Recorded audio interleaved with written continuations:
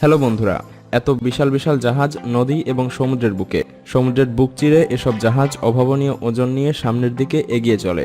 কিন্তু এত বিশাল বিশাল জাহাজ কিভাবে সমুদ্রের পানিতে ভাসানো হয়? কারণ এত বিশাল বিশাল জাহাজ তৈরি করা ইন্ডাস্ট্রিগুলো তো আর সমুদ্রের মধ্যে স্থাপন করা সম্ভব নয়। এসব কনস্ট্রাকশন ইন্ডাস্ট্রি স্থলে স্থাপিত হয়। এত বিশাল জাহাজকে সমুদ্রে ভাসানোর মেশিনগুলো কিভাবে কাজ করে? এত বিশাল জাহাজকে কিভাবে সমুদ্রে ভাসানো হয়? কখনো কি ভেবে দেখেছেন? কোনো ব্যাপার না, আমরা আপনাদেরকে দেখাতে চলেছি কিভাবে এত বিশাল বিশাল জাহাজকে সমুদ্রে ভাসানো হয়।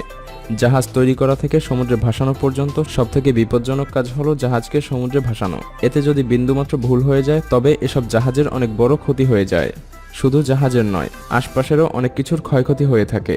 আর মায়াজালের আজকের ভিডিওতে আমরা আপনাদের দেখাবো কিভাবে এই জাহাজ সমুদ্রে ভাসানো হয়। তো স্বাগতম আপনাকে মায়াজালের আরও একটি নতুন এপিসোডে।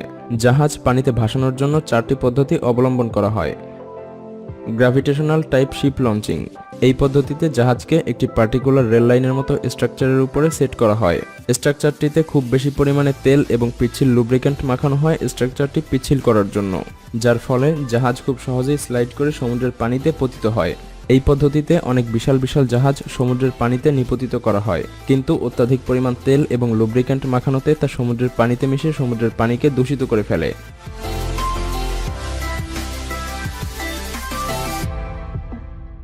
Help of air bag.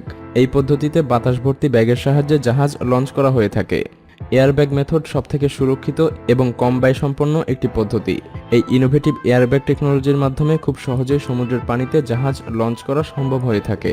সম্পূর্ণ জাহাজ এই এয়ারব্যাগের উপর দিয়ে গড়িয়ে গড়িয়ে পানিতে পতিত হয়ে থাকে। এয়ারব্যাগ খুব সহজেই এসব দৈত্যাকার জাহাজসমূহকে পানিতে ভাসাতে সক্ষম।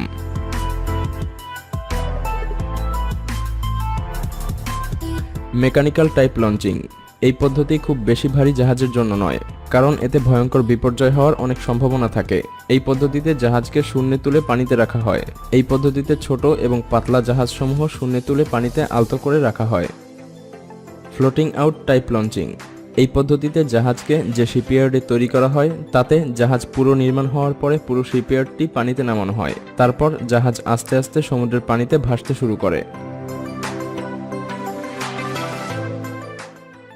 ভিডিওটি ভালো লাগলে লাইক করতে পারেন, এবং আপনি যদি এমনই রহস্য, রোমাঞ্চ, আনকমন আর ইন্টারেস্টিং ভিডিও দেখতে পছন্দ করে থাকেন তবে মায়াজাল চ্যানেলটিকে এখনই সাবস্ক্রাইব করুন এবং পাশে রাখা বেল আইকনটি প্রেস করুন। তো দেখা হচ্ছে আগামী এপিসোডে। ততক্ষণ পর্যন্ত ভালো থাকবেন। ধন্যবাদ।